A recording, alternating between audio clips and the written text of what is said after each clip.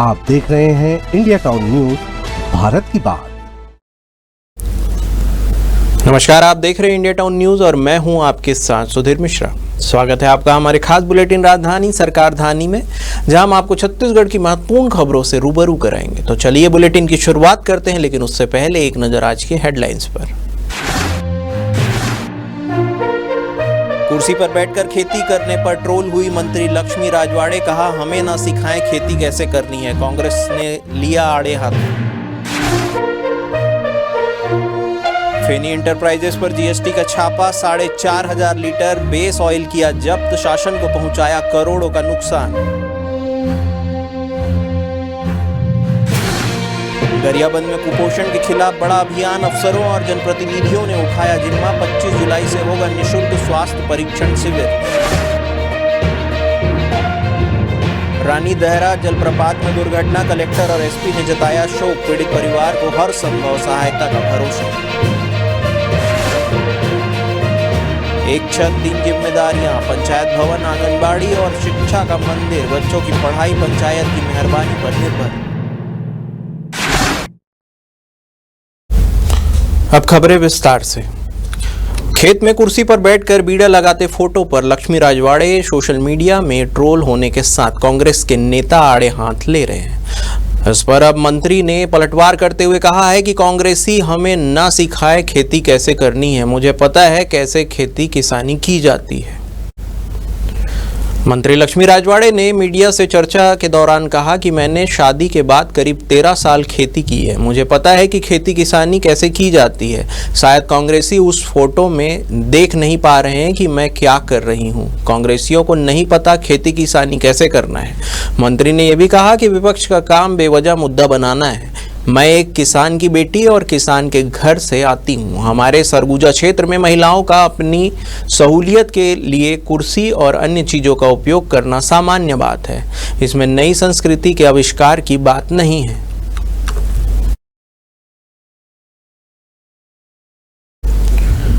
GST की team ने करोड़ों रुपए की कर चोरी के मामले में राजनांदगांव स्थित फेनी एंटरप्राइजेस के ठिकानों पर छापा मारा।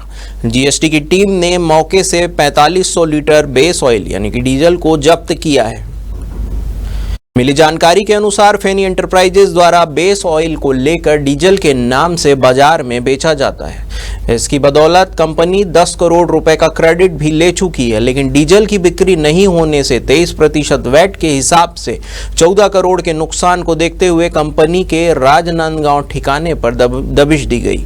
जीएसटी कमिश्नर के नेतृत्व में दी गई दबिश में मौके से 9 बड़े बड़े ड्रम में रखा गया 4,500 लीटर डीजल यानी कि बेस ऑयल जब्त किया गया।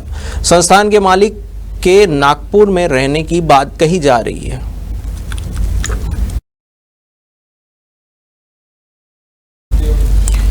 गरियाबंद जिले में कुपोषण से लड़ने के लिए जिला प्रशासन ने एक अनोखी पहल और सराहनीय पहल की है। जिले के अति गंभीर कुपोषित बच्चों को गोद लेकर 6 माह तक अतिरिक्त पोषण आहार देने का अभियान जोर पकड़ रहा है। इस मुहिम में खुद कलेक्टर, अधिकारी और जनप्रतिनिधि शामिल होकर मिसाल पेश करेंगे। अब तक जिले में कुल 920 अति गंभीर कुपोषित बच्चों में से 650 बच्चों को गोद लेने के लिए सहमति पत्र महिला एवं बाल विकास विभाग को सौंपा जा चुका है। इस अभियान का उद्देश्य बच्चों को पोषण के साथ साथ स्वास्थ्य सेवाएं उपलब्ध कराना है। इस अभियान की शुरुआत जिले में कुपोषित बच्चों की बढ़ती संख्या को देखते हुए की गई है। स्थानीय सांसद और विधायक ने बच्चों को गोद लेने की परंपरा शुरू करने की सलाह दी थी, जिसे जिला प्रशासन ने गंभीरता से लिया। इसके साथ ही जिला प्रशासन 25 जुलाई से शिशु रोग विशेषज्ञों की मदद से मेगा निःशुल्क स्वास्थ्य परीक्षण शिविर आयोजित करने जा रही है। इस शिविरों में बच्चों की संपूर्ण स्वास्थ्य जांच कर उन्हें आवश्यक चिकित्सा और पोषण संबंधित सलाह दी जाएगी। अभी हम लोग गंभीर कुपोषित बच्चों को गोद दिलाने का कार्यक्रम कर रहे हैं। एक्चुअली दिशा समिति की बैठक में माननीय सांसद महोदय और जो हमारे विधानसभा क्षेत्र के दोनों विधायक महोदयों ने जिले के कुपोषण के प्रतिशत पर गंभीर चिंता व्यक्त किया था। और अभी वर्तमान में जिले में लगभग 1250 बच्चे ऐसे हैं जो अति गंभीर कुपोषित हैं, जिनमें 0 से 3 साल के 920 बच्चे हैं। ऐसे बच्चे आंगनबाड़ी केंद्रों में प्रतिदिन नहीं आते हैं। तो इसको देखते हुए दिशा समिति की बैठक में कलेक्टर साहब, विधायक महोदय और सांसद महोदया के द्वारा सभी जनप्रतिनिधियों ने ये सहमति दिया कि हम लोग एक एक बच्चे को, जिले के गंभीर कुपोषित बच्चों को गोद लेकर और आगामी 6 महीने तक उनके पोषण की, अतिरिक्त पोषण की व्यवस्था करेंगे। और सभी ने ये सहमति दिया है कि हम 500-500 रुपया ऐसे बच्चों के अतिरिक्त पोषण आहार के लिए, जो आंगनबाड़ी के अतिरिक्त होगा, हम प्रदाय करेंगे और इन बच्चों का केयर करेंगे। इसी तारतम्य में हम लोग सभी अधिकारी, जितने पंचायतों के नोडल अधिकारी हैं, जितने सरपंच हैं, सभी इसको गोद लिए। अभी तक 920 0 से 3 साल के बच्चों में लगभग 650 बच्चों को लोगों ने अपनी सहमति प्रदाय की है गोद लेने का। भारी उत्साह है जनप्रतिनिधियों में। गरियाबंद जिले में 1000 से अधिक बच्चे कुपोषित हैं। उन कुपोषित बच्चों को गोद लेने का कार्य जिला प्रशासन के द्वारा की जा रही है। जनप्रतिनिधि हैं, अधिकारी कर्मचारी हैं, समाज सेवियों के द्वारा ली जा रही है। इसी तारतम्य मैंने भी 2 बच्चों को गोद लिया है और 6 माह तक उनकी संपूर्ण जिम्मेदारी हमारी है और पूरी ईमानदारी के साथ हम लोग उस जिम्मेदारी को पूर्ण भी करेंगे। लेकिन यहाँ पर मैं कहना चाहूँगा, शासन द्वारा बहुत ज़्यादा ध्यान दे रही है कुपोषण से शिकार बच्चों के लिए, बहुत ज़्यादा उसमें संसाधन भी लगा रही है। निश्चित तौर पे अगर धरातल पे इम्प्लीमेंट हो गई होती तो ये जो गोद लेने का कार्य है, मैं नहीं मानता कि ये स्थिति नौबत आती। लेकिन कहीं ना कहीं शासन और प्रशासन को गंभीरता से ध्यान देनी चाहिए उन बच्चों के प्रति, तब जाकर के कुपोषण से हम लोग को मुक्ति मिल सकती है। कबीरधाम जिले के प्रसिद्ध रानी दहरा जलप्रपात में हाल ही में हुई दर्दनाक दुर्घटना ने पूरे क्षेत्र को शोक में डुबो दिया है। इस हादसे में 2 युवकों की जान चली गई, जिसके बाद प्रशासन हरकत में आया। इसी कड़ी में मुंगेली के कलेक्टर कुंदन कुमार और पुलिस अधीक्षक भोजराम पटेल ने मृतकों के परिजनों से मुलाकात की और संवेदना प्रकट की। कलेक्टर कुंदन कुमार ने मृतक नरेंद्र पाल सिंह छाबड़ा से घर पहुंचकर आश्वस्त किया कि शासन की ओर से पीड़ित परिवार को हर संभव सहायता दी जाएगी। कलेक्टर ने छाबड़ा की बच्चियों की शिक्षा में भी प्रशासनिक सहयोग का भरोसा दिलाया। इसके बाद कलेक्टर और एसपी ने सृजन पाठक के परिजनों से भी भेंट की और युवा सृजन की असमय मृत्यु पर गहरा दुख जताया।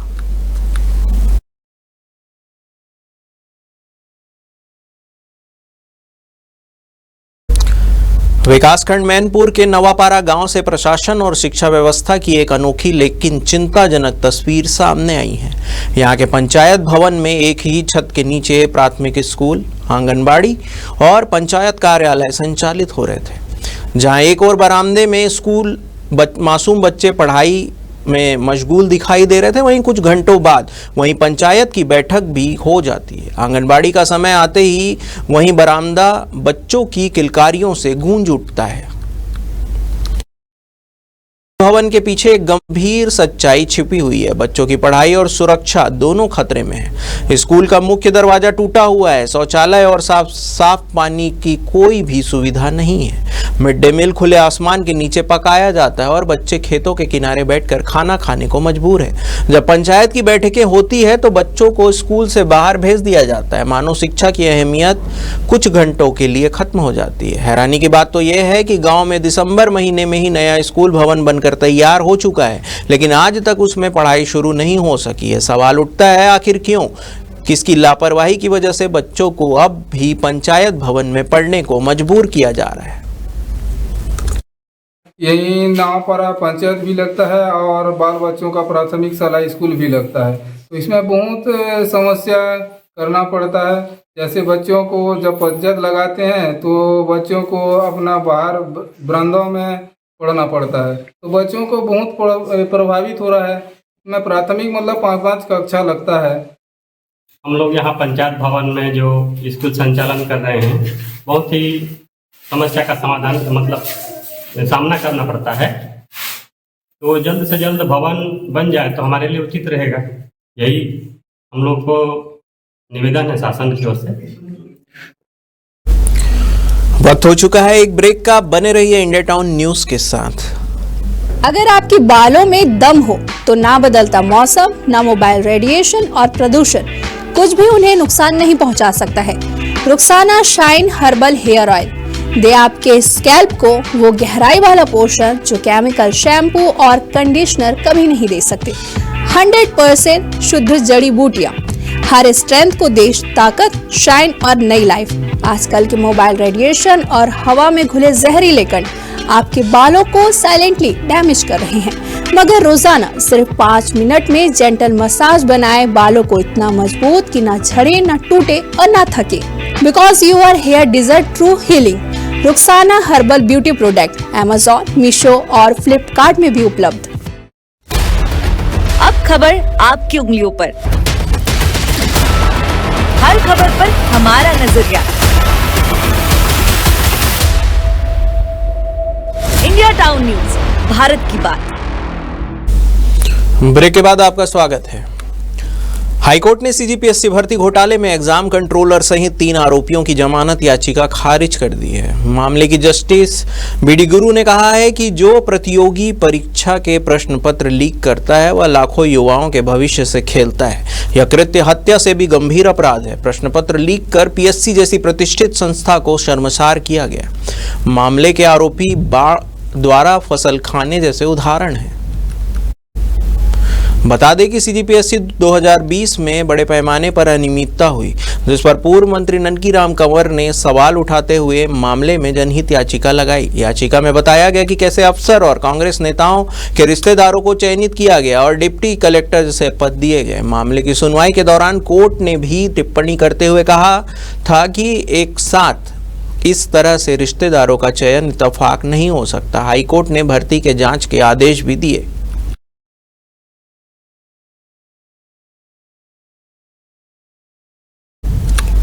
छत्तीसगढ़ का पहला और पारंपरिक पर्व हरेली तिहार पूरे उत्साह के साथ मनाया जा रहा है। इस अवसर पर राजधानी स्थित सीएम हाउस में भव्य आयोजन किया गया, जहां मुख्यमंत्री विष्णुदेव साय ने सपरिवार कृषि औजारों की पूजा की। इस दौरान पूजा के साथ साथ गेड़ी नृत्य, सावन झूला और रामायण पाठ जैसे कई सांस्कृतिक कार्यक्रम हुए, जिसमें प्रदेश के कई दिग्गज नेता, मंत्री और विधायक शामिल हुए।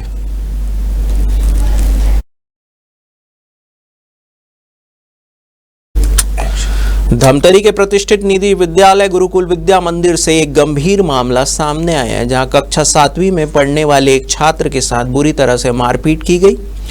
पीड़ित छात्र के परिजन ने स्कूल के प्राचार्य के बेटे पर मारपीट का गंभीर आरोप लगाया है। परिजनों के अनुसार यूनिफॉर्म को लेकर शुरू हुई मामूली बात इतनी बढ़ गई कि छात्र के साथ बेरहमी से मारपीट की गई। छात्र के गाल और पीठ पर चोट के गहरे निशान साफ तौर पर देखे जा सकते हैं, जो इस बात का प्रमाण है कि बच्चे को कितनी क्रूरता से पीटा गया। मामले की शिकायत कोतवाली थाना में दर्ज की गई है, जिसके आधार पर पुलिस ने एफआईआर दर्ज कर जांच शुरू कर दी है। वहीं एनएसयूआई ने भी इस मामले को लेकर कड़ा रुख अपनाया है और दोषियों के खिलाफ सख्त कार्रवाई की मांग की है। क्या शिकायत लेके आए थे? मैं मेरे बच्चे को कल बेरहमी से वहाँ मारा पीटा है। आचार्य के उसके लड़के दोनों बता रहे हैं बच्चे, तो मैं उसके लिए कार्रवाई चाहता हूँ और उसे स्कूल का लाइसेंस रद्द करना चाहिए। कौन सा स्कूल है? ये विद्या कुंज डानी टोला का है। अच्छा, और क्या बोलते हैं? गुरुकुल स्कूल है। नाम को आप ठीक से बताइए किसी। गुरुकुल विद्यासागर डानी टोला। अच्छा, बच्चा कितने साल से पढ़ रहे हो? बच्चे वहाँ से 3 साल से पढ़ रहे हैं। अच्छा, किस कारण से मार पड़ी, कुछ बात हुई क्या? अब वो बच्चे बता रहे हैं कि यूनिफॉर्म का पैसा जो मेरे भतीजे हैं उसको दे के भेजे थे हम लोग स्कूल, तो बच्चे बोल रहे थे उसको, मेरे बच्चे की पैसा जाके ऑफिस में जमा कर दो करके। तो इनके बीच में वहाँ पे जो भी है बच्चा चल रहे थे, बता रहे थे बाता, तो उसके बाद इन लोग जाने वाले थे पैसा देने के लिए, तो उसके लड़के लोग आए और इसको फटाफट मारना चालू कर दिए समीर को। क्या आप चाहते हो इसमें? अब इसके लिए मैं कार्रवाई चाहता हूँ और उसका स्कूल का लाइसेंस रद्द हो जाए। ये कलार दर्ज का एक पीड़ित छात्र है जो गुरुकुल विद्यासागर दानी टोला में पढ़ता है, जिसको उसके घर वाले यूनिफॉर्म के नाम पर पैसा दिए थे और वो अपने भाई के साथ स्कूल आ रहा था और उस पैसे को लेकर दोनों भाई आपस में लड़ रहे थे। तो स्कूल के डायरेक्टर के जो अन्य बच्चे हैं, जिनसे एक नाबालिग और एक बालिग गजेंद्र यादव, वो आके इनसे मारपीट किया है। इसमें बच्चे का मुलायजा कराया गया है और आगे एफआईआर की कार्रवाई की जाएगी। कांग्रेस की आर्थिक नाकेबंदी के दौरान कांग्रेस के संचार प्रमुख सुशील आनंद शुक्ला के रायपुर शहर अध्यक्ष गिरीश दुबे के साथ शुरू हुए विवाद ने तूल पकड़ लिया है। कल तक कांग्रेस में रही भाजपा प्रवक्ता राधिका खेड़ा ने इस पर इतनी बड़ी घटना के बाद भी कार्रवाई नहीं होने पर सवाल करते हुए कहा कि आखिरकार सुशील आनंद के पास ऐसी कौन सी फाइल, वीडियो या फोटो है जो पूरे कांग्रेस को बंधक बनाया हुआ है। दरअसल 22 जुलाई को कांग्रेस के प्रदेशव्यापी आर्थिक नाकेबंदी के दौरान राजधानी रायपुर में अलग ही नजारा देखने को मिला था। प्रदर्शन स्थल पर कांग्रेस संचार विभाग के अध्यक्ष सुशील आनंद शुक्ला और जिला कांग्रेस अध्यक्ष गिरीश दुबे के बीच किसी बात को लेकर तीखी कहासुनी हो गई, जो सोशल मीडिया पर काफी वायरल हुई थी।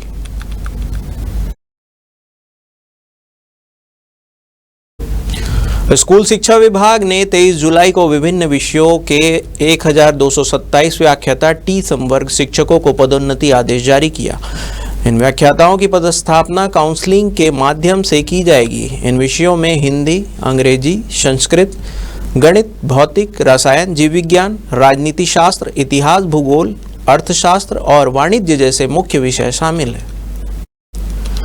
मुख्यमंत्री विष्णुदेव साय के निर्देश पर राज्य सरकार द्वारा शिक्षा के क्षेत्र में निरंतर सुधार और शिक्षक समुदाय के हित में त्वरित निर्णय लिए जा रहे हैं। यह निर्णय सरकार की उस प्रतिबद्धता को दर्शाता है जिसके अंतर्गत राज्य के शिक्षकों को उनके कार्य, वरिष्ठता और योग्यता के आधार पर समय पर पदोन्नति और अवसर उपलब्ध कराया जा रहा है। बता दें कि ई संवर्ग के प्राचार्यों का प्रकरण माननीय न्यायालय में लंबित है। न्यायालय के निर्णयानुसार समयबद्ध रूप से आवश्यक कार्रवाई की जाएगी।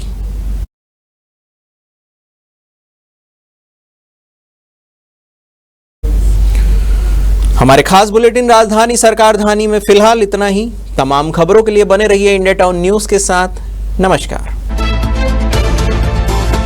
आप देख रहे हैं इंडिया टाउन न्यूज, भारत की बात।